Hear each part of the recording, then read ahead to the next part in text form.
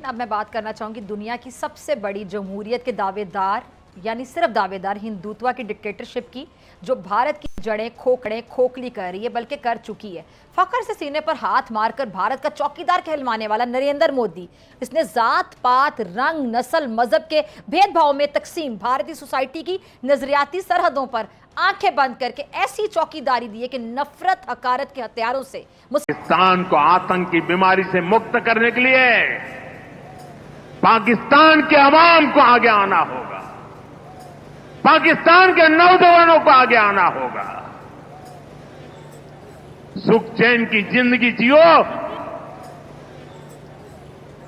रोटी खाओ, वरना मेरी गोली तो है ही।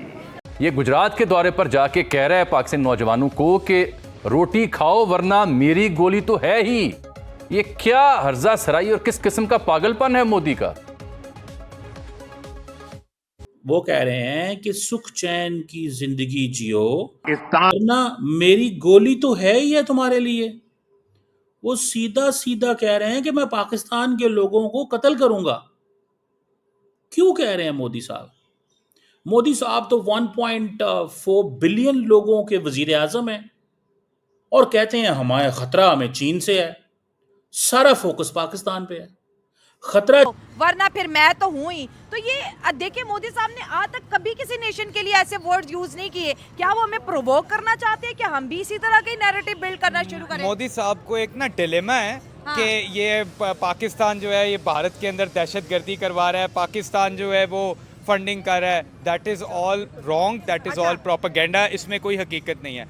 बेसिकली भारत दहशतगर्दी का इसलिए भारत के पॉइंट ऑफ व्यू के मुताबिक वो इसलिए शिकार है क्योंकि उसने लोगों को इतना सप्रेस किया हुआ है। जब आपको आपके राइट्स नहीं मिलेंगे कश्मीर में, जब आपके बड़ों को आपके सामने मार दिया जाएगा, डेफिनेटली वहाँ की जो अवाम है दे विल, जब उनके पास ऑप्शन नहीं होगी कोई, they are gonna pick up a gun, they will arm themselves. Pakistan के साथ जो चारों स्टेट इंडिया की मिलती हैं, कश्मीर, राजस्थान, गुजरात, पंजाब में, तो वो बेसिकली ये सारे का सारा उनको समझ नहीं आ रही कि अब हम दोबारा ग्लोबल स्टेज में क्या करें। पहले उन्होंने रेलेवेंस कैसे दिखाएं अपनी जी। सो ये सारी की सारी फॉरेन पॉलिसी और नेशनल सिक्योरिटी डोमेन में जो नाकामी है, और क्योंकि ये सारे के सारे सब्जेक्ट इलेक्टोरल कैंपेन का हिस्सा होते हैं, अब वो दोबारा जो इलेक्शन हो रहे हैं वहां पे, और उस कैंपेन के अंदर अगर वो पाकिस्तान बैशिंग ना करें तो वो लोगों को क्या बताएं।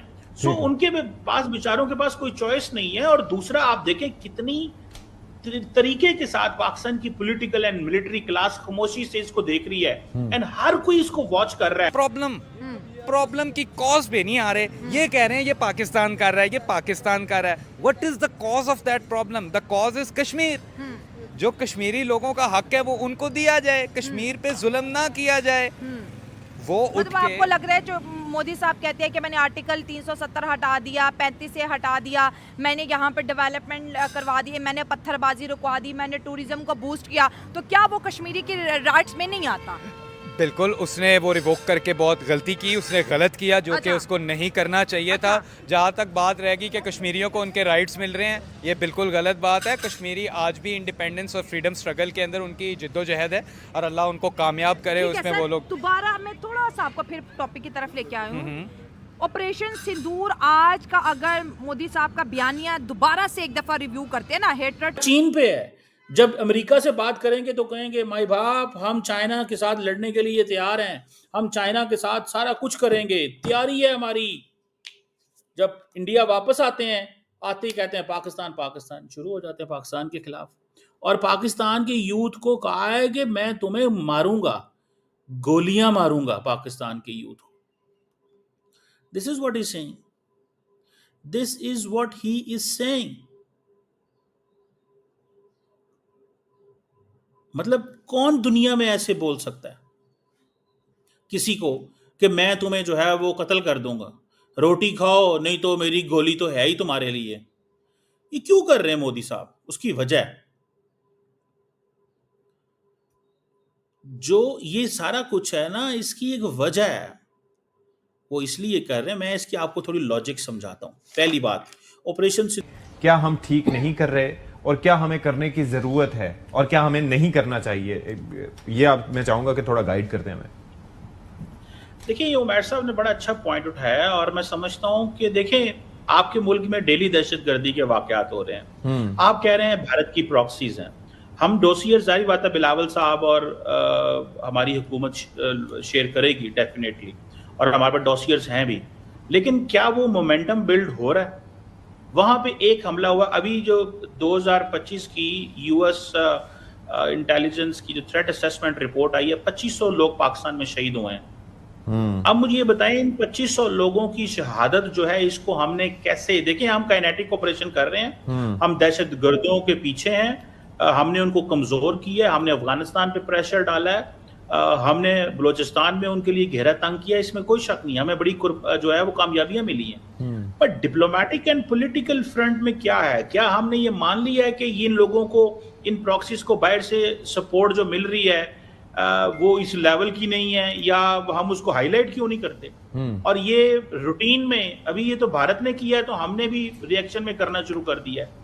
मैं समझता हूँ, मैं अभी भी कहता हूँ, देखो, हाँ, आप लोगों ने देखने ना, गजा में देख के जाओ कि वहाँ पे क्या हाल चल रहा है। यूक्रेन में जाकर देखो, यूक्रेन में देखो किस किस्म का, देखो वो पहली गोली चलाना हमारे हाथ में होता है, फिर हमारे हाथ में ये नहीं होता कि आखिरी गोली कौन चलाएगा। देखो, एक पागल शख्स की वजह से सेकंड वर्ल्ड वार चल गया था, जिसमें 8 करोड़ लोग मर गए थे। अगर इस दफ़ा वार होगी तो वो आपको भी पता है कि वो फिर न्यूक्लियर से कम नहीं रुकेगी, और इससे फिर ज़्यादा भी लोग मर सकते हैं। और ये नरेंद्र मोदी को पता चल गया है कि हमसे वो नहीं जीत सकते। वो हमारे सिंदूर को लंबा कर दो, ऑपरेशन सिंदूर लंबा होगा तो क्या होगा? The more operation Sindoor is लंबा, द मोर इट इज, उतनी देर में मोदी साहब अपनी मर्जी से अपना नैरेटिव क्राफ्ट करेंगे। वो नैरेटिव पाकिस्तान के बारे में होगा। देखिए, प्रॉब्लम कहां पे आई? प्रॉब्लम आई जब ये बात पता चली कि अमेरिका बीच में घुस आया, अमेरिका ने नॉर्मलाइजेशन करा दी भारत और पाकिस्तान की। इंडियंस को ये बात बुरी लगती है, तो नैरेटिव को चेंज कैसे करने? The more time they spend in changing narrative, the better it is for prime minister Modi. So he wants to spend the time in changing narrative. वो अवाम के अंदर आके हमला करे या कुछ भी करे, अगर वो ऐसा कुछ करना चाहता है तो हम उसको पूरा पूरा जवाब देंगे। हम पीस उस वक्त तक है जब तक हमारा कोई अमन ख़राब ना करे। अगर हम मोदी ने कोई इस तरह की दोबारा ऑपरेशन सिंदूर जैसी कोई गलती की तो हम उसका पूरा पूरा जवाब देंगे और उसका मुंह तोड़ जवाब देंगे मोदी को। अच्छा, आपको क्या लगता है, जब मोदी साहब पब्लिक फिगर हैं और जलसों में इतनी बड़ी बातें करते हैं, तो क्या इंडिया की आवाम खुश होती है इसके? हाँ, वो उनकी भी सेंटिमेंटल आवाम है, तो वो थोड़े अपन जज्बाती लोग हैं, तो वो भी ना खुश होते हैं चीज़ों से। क्या ऐसा तो नहीं कि मोदी साहब आवाम को वो ही डिलीवर कर रही है जो आवाम सुनना चाहती है? बेसिकली उनका मकसद भी यही है, अगर इलेक्शन को जीतना, आवाम के सेंटिमेंट्स को ना करा के भाई मैंने पाकिस्तान के खिलाफ ये कर दिया वो कर दिया तो आप मुझे जताएं। लेकिन उसे ये नहीं पता कि ये इंशाल्लाह ना उसके अगेंस्ट जाएगा। पहले भी हमने उनके जहाज़ कराए हैं, अभी भी कराएंगे, हम उसका पूरा जवाब देंगे। ये जो है ना पब्लिसिटी स्टंट कर रहा है बार बार मोदी, इंशाल्लाह इसका हम कामयाब नहीं होने देंगे। सर, मोदी साहब ने तो आज पूरे पाकिस्तान को कह दिया कि आप सब दिमागी बीमार हो। वो उसको अपनी बीमारी को लगती है, कोई खुद वो ज़हनी तौर पे बीमार है। हाँ, वो हमें कहीं जा रहा है, वो खुद बीमार है। वो हमें कहीं जा रहे हैं, हम उन्हें कहीं लड़ाई पैदा कर चाहते हैं, वो चाहते हैं हो ये फ्रिक्शन हो। मैंने आपको क्या कहा था, मोदी साहब का एक गोल है कि भारत और पाकिस्तान के दोनों में लोगों में फर्क आए, दूरी हो। ये जानबूझ के दूरी पैदा करना चाहते हैं। मैंने आपको क्या कहा था, मोदी साहब लेगेसी छोड़ना चाहते हैं, a legacy where they don't want to interact with Pakistan, they don't want to meet Pakistanis, they don't want Indians to see Pakistanis. Mahira Khan का इंस्टाग्राम अकाउंट की क्या वैल्यू है इंडिया के अंदर? लेकिन नहीं, ऊपर से पॉलिसी है, एक्ट्रेसेस के अकाउंट, एक्टर्स के अकाउंट, पॉलिसी मेकर्स के अकाउंट, हुकूमत के अकाउंट, हर चीज इंडिया में बंद करो, सिर्फ गोदी मीडिया चलेगा। यही चाहते हैं ना मोदी साहब, या और भी बहुत सारे रीजनेबल लोग हैं इंडिया के अंदर, सिर्फ गोदी मीडिया नहीं है। गोदी मीडिया की तो आजकल पूरे का पूरा सारा, मैं देखता हूँ सारे का सारे कॉमेडियंस इंडिया के अंदर गोदी मीडिया की वो क्लास ले रहे हैं, वो क्लास ले रहे हैं गोदी मीडिया की कि आपकी सोच हो सकती है। और मोदी, उनको बड़ा गुस्सा आता है जब उनको लोग कहते हैं कि तुम बिक गए हो, तुम लोग बिक गए हो, वो उनको बड़ा गुस्सा लगता है, उनको बड़ा बुरा लगता है। वो कहते हैं नहीं हम बिके नहीं हैं। वो आज किसी ने देखा था रिपब्लिक का जर्नलिज्म स्कूल, लोग हंस रहे हैं कि रिपब्लिक का जर्नलिज्म से क्या ताल्लुक है। एक प्रोपेगेंडा, राइट विंग, एक नेशनलिस्ट, अल्ट्रा नेशनलिस्ट। रोटी खाओ नहीं तो हमारी गोली। मोदी जी की यह कॉन्फ्रेंस ने पाकिस्तानियों को एकदम से हलचल मचा दिया है। मोदी जी ने पाकिस्तानियों को धमकी दिया, बोला शांति से रोटी खाओ नहीं तो हमारी गोली है। अरे पाकिस्तानी भिखारियों, तुम अपने आप को बहुत बड़ा समझ रहे थे। मोदी जी तुम्हें छोटा समझकर, भिखारी समझकर छोड़ रहे थे, तो तुम लोग बहुत ही अपने आप को समझ रहे थे कि हम बहुत ही बड़े हैं, हम मोदी जी से पंगा ले लेंगे। मगर मोदी जी की इस बयान पर, गुजरात के दौरे पर मोदी जी ने कहा, पाकिस्तानियों शांति से रोटी खाओ नहीं तो हमारी गोली है। और इस गोली के बयान पर पाकिस्तानियों एकदम से पाकिस्तानी डरे हुए हैं। पाकिस्तानी सोच रहे हैं कि अब मोदी जी क्या करेंगे। पहले तो मोदी जी ऑपरेशन सिंदूर, डिजिटल स्ट्राइक, फिर ड्रोन अटैक, अब तो भाई रोटी खाओ शांति से नहीं तो हमारी गोली। अब गोली से पेट भरेंगे पाकिस्तानियों की। पाकिस्तानियों के पास तो आटा खरीदने का पैसा नहीं है, तो शांति से रोटी कहाँ खाएंगे इन भिखारियों। मोदी जी, इन भिखारियों के पास आटा खरीदने के पैसे नहीं है, इन भिखारियों को रोटी खाने के मत कहो, सीधे गोली खिलाने की बात करो। मोदी जी ने साफ साफ कह दिया है कि इन पाकिस्तानी भिखारियों को इस बार गोली मिलेगा खाने को। अब भिखारी क्या करेंगे? अब भिखारी तो भाई रोड पर भीख भी मांगे तो भीख नहीं मिलेगा इन पाकिस्तानियों भिखारियों को, जो कि इंडिया से पंगा ले लिए हैं। अब पाकिस्तान भिखारी देश अब इंडिया से पंगा लेने से पहले 1000 बार सोचेगा कि भैया हम तो मोदी जी से कभी भूल कर भी पंगा नहीं लेंगे, मोदी जी हमें बर्बाद कर देंगे। और पाकिस्तानियों को तो पूरी तरीके से बर्बाद कर दिए हैं। अब पाकिस्तानियों के पास कुछ नहीं बचा है। पाकिस्तानियों के पास ना खाने का रोटी, ना पीने का पानी। अब सिर्फ पाकिस्तानियों के पास कुछ नहीं बचा है।